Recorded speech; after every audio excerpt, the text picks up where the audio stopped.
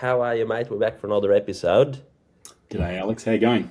Yeah, good, buddy. But what if I told you a patient looked sick? That one little word would paint a picture in your mind, wouldn't it? And, this is the lingo in medicine. Are they sick or not sick? To people who are not in medicine, they would think, well, that sounds pretty silly. Anyone who's rang the ambulance is obviously sick with something, but we mean something very specific, don't we, when we sort of talk about whether or not a patient is sick or not sick? No idea what you're talking about, mate. Oh, I think it's we all do talk about it, and we look to each other to determine if the patient is sick or not sick, and it's often used with our newly qualified clinicians that, one of the questions that they get asked is to quickly determine if a patient is sick or not sick. And it's not just used with early clinicians as well. It's actually something that, even as you go on to be an intensive care paramedic, when you walk into a room and you look at somebody, you'll turn to your partner, you go sick. And immediately to me, that means ramp up. This is not just a routine call. We're actually going to do or need to do things rather quickly. But I guess what I want to ask and throw back to you, Alex, then is, what do you look for, and what things do you see tells you that a patient is sick? it's a combination of things, isn't it? But I think the largest organ being there, the skin, you have a look at people's skin. If that's pale, sweaty, things are not in order with the perfusion. And then secondly, the breathing, because there's only two things, isn't it, really, that's important for the body. I mean, there's other things that other specialties can deal with, but as long as there is blood going around and air going in and out, things will be all right. I think I've heard that before at university, yeah. I reckon you taught me that a long time ago.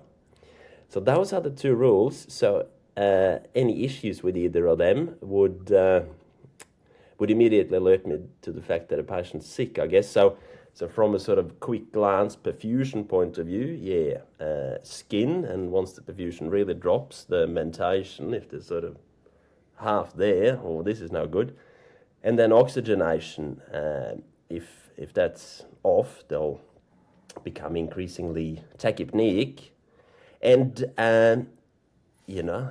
none of us would sort of stand at the end of the bed and count the resp rate exactly as part of that initial sick or not sick resp. It's just, like you've mentioned before, are they eupnic, meaning, no issues. Use that word.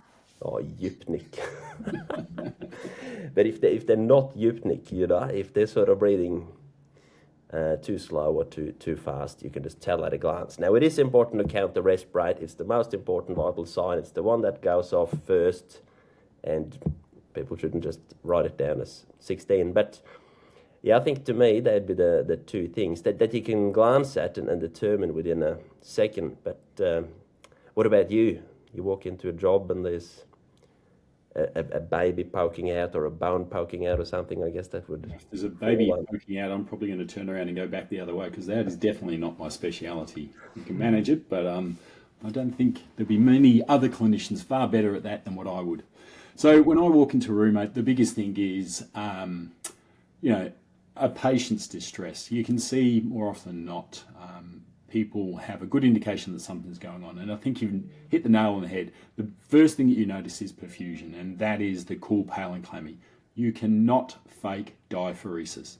Like, you cannot sit here and go, I'm going to start sweating. Well, actually, I shouldn't say that. I've got a mate that eats old El Paso, like the mildest chili that you can get, and starts sweating from his nose. So some people perhaps can fake diaphoresis, but for the majority of people who have got a complaint, if you walk in the door and they've got diaphoresis, they've actually got something going on. There's a clear indication that something's not right at the moment. So immediately, the little tingly hairs are tingling and so forth at that stage. The other thing is, if I get the floppy head and the altered conscious state when I walk in the room with the associated diaphoresis, I'm getting quite concerned. And then you said the word eupnea, and I love the word eupnea, because when you see a patient, if they're breathing normally, you don't notice it. Like everybody in a room, when they're breathing normally, you don't recognize it. So when you see somebody in respiratory distress, then you recognize that, and it's easier to recognize. So people don't have to have massive elevated respiratory rates as well. Sometimes it can just be their effort. So you may be sitting with a respiratory rate of 20, but a respiratory rate of 20 going. Yeah. So you've got big tidal volumes and you're moving air, which could be an indication of a metabolic acidosis or something brewing underneath. So it's not always a fast respiratory rate, but respiratory effort is really important as well. So they're things that you notice when you first walk in the room. The other thing that tells me sick or not sick sometimes is when you look to the side and you see a bucket of medicines and that patient's doing all those things. And I go, you've clearly got some sort of medical history going on, mate. So there's a few quick little things that you can get straight away when you walk into the room. And I reckon those ones are the main things. So for me, altered conscious state, cool, pale and clammy, and increased respiratory effort. Yeah. Yeah, good. Anyway, ABC, alertness, breathing, circulation. Oh, it's amazing stuff, mate. Where'd you come up with these things? You heard it here first. Yeah. So, but you mentioned something interesting before that, like it depends on your experience and you look to your partner whether to get ready. So, like this is a term everyone throws around, sick or not sick, but you would be far more comfortable with, someone who's suffering moderate asthma, say, than someone who's fresh out of the job just because of your experience, So is there a bridge? Do we need to bridge that gap? The fact that, some people might say, oh, this person looks really sick, but it's just the fact that they haven't yet seen a whole lot of patients. Yeah, 100%. So you can see people in front of you when they appear unwell, but if your experience has recognised that presentation, let's take somebody who's perhaps got renal colic or what else could you have? Who's just had a near fainting episode. So they look pale, clammy, and they're unwell, and maybe they're in an altered conscious state. It's good to get that heightened caution, and that is what we want, because if you become blasé about things, then you will end up missing things and perhaps under-triaging the patient's clinical condition. So always have that alertness and always have the concern, but always allow the opportunity for the patients to respond. So clearly, if you walk into the room and they're cool, pale and clammy, you have a feel of their pulse and it feels really thready and not very good, then you'll do simple things like sitting the patient down or lying the patient down to try and improve their perfusion. There's simple things like that, and then giving it a little bit of time to correct itself, you may find that people resolve and everything actually all settles down by itself. It's just that, sometimes your response times are actually really good and you get to the patient too quickly. You actually get to them when you see them at that worst moment, and so things look really terrible. If you had to come 10 minutes later, you may find a lot of those symptoms have actually resolved. So having a presence to go, well, yeah, I can see you've got these issues. I can do a couple of things to try and make them better.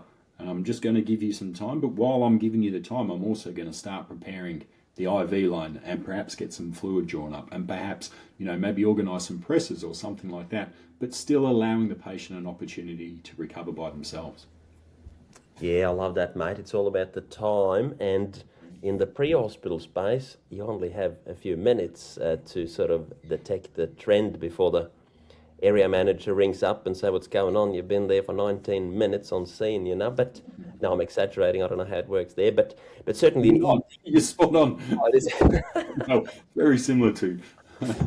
But in ED, we don't know. People have symptoms, and some get worse and some get better, and a couple we treat and help along the way. But we have the luxury of time there. Not only can people stay sort of 4 hours in a cubicle, and we get to observe for that long. And if there's still uncertainty, we put them in short stay and observe for 24 hours. You know, so.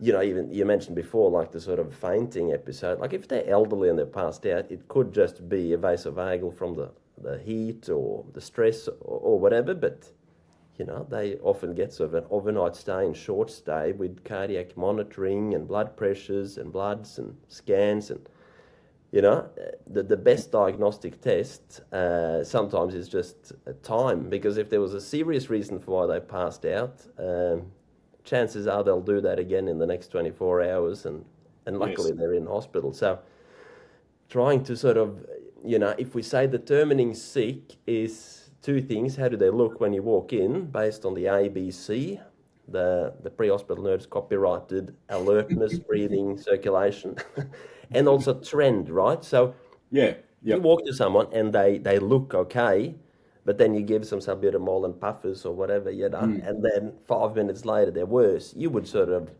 probably call that a sick asthmatic. They That's look fully good sick, at the bro. start, but now they're trending down. Yeah, and so that's the thing is, you apply your initial management and you look at where the patient's trajectory is actually going. So if you provide that salbutamol and Atrovent or whatever it is that you actually require initially, and the patient starts to improve, then we can take the foot off the pedal a little bit. If you find that you give your initial management for the patient and they still continue to deteriorate, then you should be doing things like the escalation of care. And if you haven't already got an intensive care ambulance on the way, then definitely they should be requesting it. And one thing I'd like to speak about in the pre-hospital environment is this notion of loading patients who are sick, unwell, and transporting them to the hospital and providing signal notification to the hospital going, I've got somebody who is really unwell and I want you to prepare a resuscitation room for them when we arrive at hospital. And this happens more and more, and I've noticed it more and more that advanced life support paramedics do this. My thought and my suggestion is that if you've got somebody unwell, what we should be doing is providing the highest level of care that we can as soon as we can. So if you've got that patient and they're unwell at home, then your intention is that this person is that unwell that they're going to go to a resuscitation room at the hospital. And think about that, when they arrive there, they get a doctor, a nurse, or several nurses, and people caring for them. However, we sometimes believe that putting one paramedic in the back looking after them on the way to the hospital is the correct thing to do. So I always try and think, if you think this person is going to be in a resus room getting intensive care or multiple people looking after them, then we should probably be mirroring that in the pre-hospital environment. So we get the highest level of care early on and then hand it over to another higher level of care. Does that sound reasonable? Yeah, yeah, I like it. That's good. Very So good. that's the benefit of sort of defining the sick. You nominate it early, things might change, but you get back up and you start moving. And if they turn from sick to not sick, that's good news. That's very good. That's Save you've the done the life. right thing then. And I always encourage that. If you arrive at the scene and the patient looks unwell when you walk in, that's probably your moment to escalate the care. People do improve, and I know some people will shoot me down for saying that, and they'll go, "Oh, we get automatically dispatched too often on the intensive care. People will be up and down and up and down." Well, I go, you know what? At the end of the day, I'm at work, and if something more urgent comes on, then we can be diverted to. We don't have to be stuck with that one job. So I often recommend that crews, if they walk in and they find the person quite unwell, they do a few things to try and correct stuff, and there's no real improvement. Escalate early, but if the patient does end up in actually improving, then cancel your support. That's fine. That's what we want. We want to activate the early intensive care and the multiple crew model rather than waiting to the last minute when the patient's actually deteriorated more. Yeah. And also, even if they do look very sick to begin with, and then they get better, there might still be a serious sort of underlying condition driving what's going on. Like an example would be anaphylaxis. If you turn up to good going anaphylaxis with urticaria and wheeze and no blood pressure and the lot, you give adrenaline, they're going to get better very quickly. That doesn't mean this patient is out of the woods. If they now can sort of talk and the urticaria settles and blood pressure improves, that anaphylaxis process is still cooking. So it'll be part of the overall picture when you sell it to the hospital to say, look, when we first got there, they looked X, Y, Z, and treatment improved it. But I often tell sort of, when sick people get brought in, and the hand of it, like that must be the hardest part of being a paramedic, trying to convince ED how sick they look when you first got there, because you've sorted them out, Respirate was 60, single words, tripoding, pale, but, we've just done a bit of BiPAP and puffers, and now they're sitting upright, talking, laughing, complaining about the mask. So Yeah. it's think certainly this is helped where us we in hospital, Rob. we really need to advocate for the patient in these circumstances. And this is where you need to sell your story. And if you just turn up and say, yeah, it was an anaphylaxis, I gave adrenaline and they're all better now, then You know, the people don't understand the severity of how they actually were. And I think if you really sell it, that I was generally concerned about this patient when I arrived. They were diaphoretic, they were hypotensive, altered conscious state, respiratory distress, and gastrointestinal symptoms. So they had the whole package. And I've treated them with multiple doses of adrenaline. They have improved, but I'm still very concerned for them. People will accept that far more. So it's like any handover that you actually do. You've got to ensure that you paint a good picture. It would be wonderful if we could take photos or take video recordings of patients to be able to take to triage. Unfortunately, for privacy reasons, we can't do that. But pictures tell 1,000 words. You know, if you could show an image of somebody in anaphylaxis, it would be great. Same thing goes for car accidents that we come across. You know, sometimes the image and the mechanism, if you try and explain that to somebody, this person was trapped in the car upside down, the B pillar was squashed in, the floor sill was squashed up, the steering wheel was down on the legs, but there they are sitting up on top of the bed looking fat, dumb and happy. It doesn't paint the picture, but if I could show you the image of this is where they were and that's what actually happened, people get a greater understanding of the mechanism of injury, and same for the illness as well. So selling your story is really important when you do these handovers. God, we've digressed, haven't we? No, it's all about the sick, not sick umbrella, because that car accident you talk about, you know, that's a potentially sick. If you turn up to that scene, you'd say, oh, this looks a bit hairy. And you know, that information plays into whether or not we do, what sort of imaging we do. Yeah. Now, there will be some hospitals that scan everyone from head to pelvis, or the places that are a bit more selective. But that decision is often made very quickly in ED, you know, sort of like, what sort of imaging are we going to do? I rely far more on the sort of, pre-hospital story and some pictures of an upside-down car or whatever to decide on that than the quick sort of, you know, secondary survey that we do in ED. So, yeah, mate. Now, look, this is an important concept. Yeah. The decision for scanning, is that a doctor, clinician, personal preference, as opposed to car accident rollover, they get the pan scan, or do you go, oh, nah, I don't think so? Yeah, now look, it's a bit more formalised than, no, I don't think so. But you know, when, I guess, so the risk with a scan is radiation, so you want to avoid it, particularly in younger patients and in females, just because of the reproductive organs. And then there's a risk of contrast and allergy and anaphylaxis and stuff. So if every little rear-ended car got a full pan scan to rule out injury, we would run into trouble of creating a lot of cancers that will reveal itself in 20 years' time. And we would give a couple of people anaphylaxis, they didn't need it. And we would pick up a lot of incidental lomas, a lot of incidental findings that now needs further tests and follow-up and so forth. So you got to have some reason to scan it. Now, the older you get and sort of above 65, there'd be a few people that would just do sort of dedicated imaging, you know, just the brain and C-spine, or just the chest, or they tend to get the full works. If they're on blood thinners, they'll get the full works. But there's no sort of you know, like there are trauma triage guidelines. If the heart rate's above this, they must go to a certain place. We don't have a thing like that necessarily for imaging.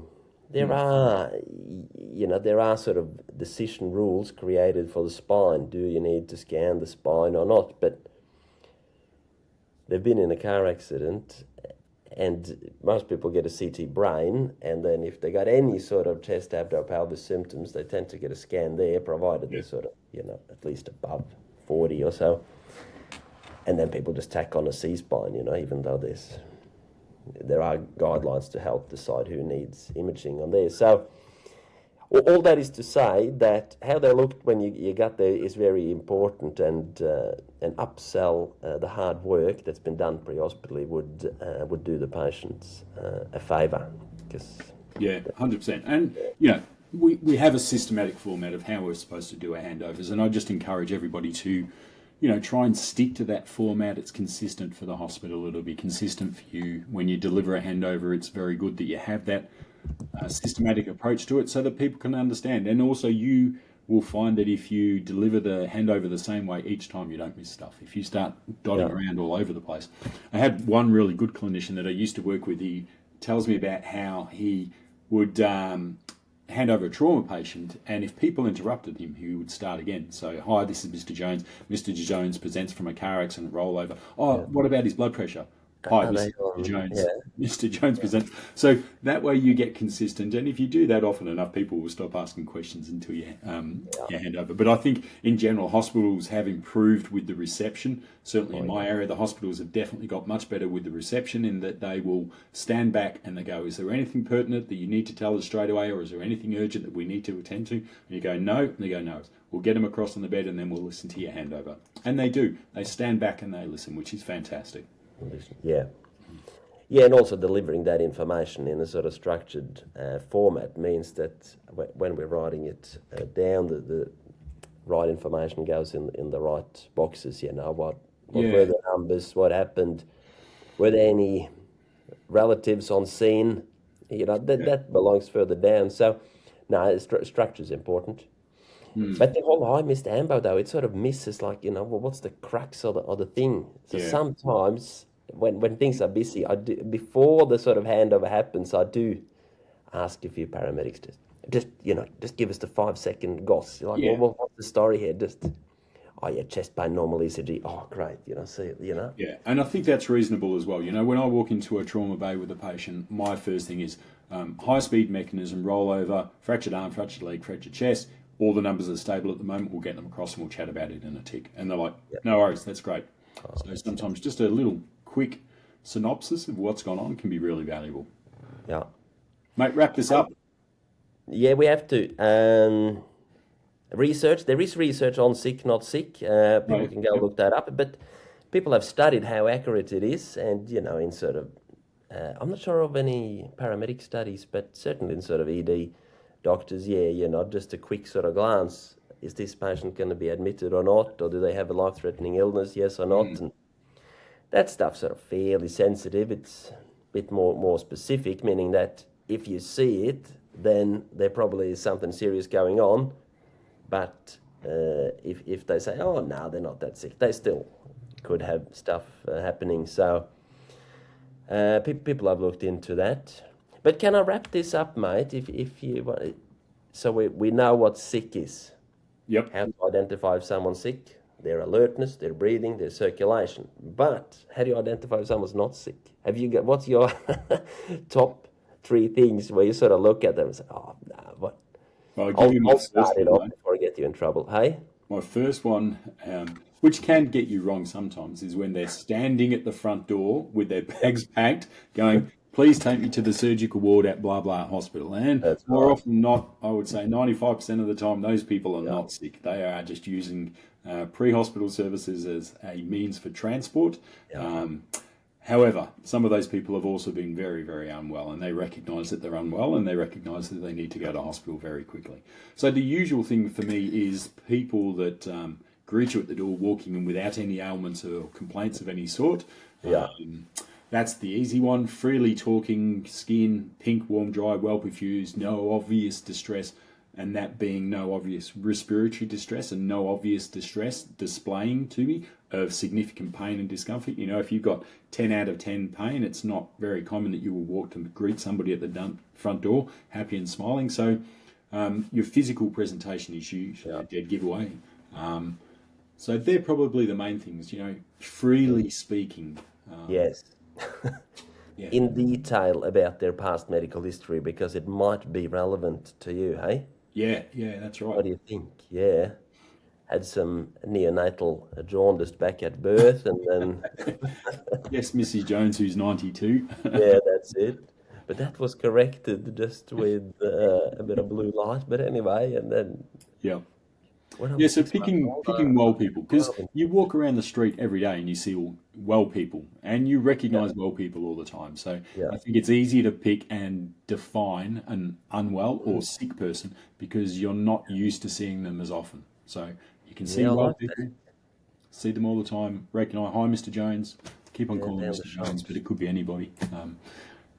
You know what I'm If saying? you were down the shops and you saw someone in the shops that were sick, you would go up to them and say, is everything all right? So yeah, that'd be, if you attend a patient and Of you're course. to yourself down the street, you saw Yep. someone like this, would you interfere? I So think, most paramedics would. There are certain times when paramedics wouldn't, though. But I think, in general, most paramedics or pre-hospital clinicians care enough about their community that they will go up, regardless whether you're in your uniform or not, and go up and assist people because they're that like-minded, caring individuals that like to go and look after others. So if you saw somebody that was sick, you would go up and help. mm. That's Yeah, just no, human. just sort of saying as a sort of, way to sort of recognize or conceptualize this. If you go to a patient and you're a bit unsure, like what's going on, well, just picture yourself out of the uniform and this person in the shop, you're both doing your shopping. Would you sort of tap them on the shoulder and say, is everything okay? Or would you, Yeah, or that's would a you good just way of thinking keep about it. going? Hmm. Because, yeah. No, mate, beautiful. Well, there you go. That was a quick 5-minute chat about sick versus Quick not 5 minutes, sick. 25 minutes later, mate. Jesus. We're clearly not sick, or maybe we are. Yeah. Yeah. Good, buddy. See you, mate. Good on you, mate. See you next time. Bye.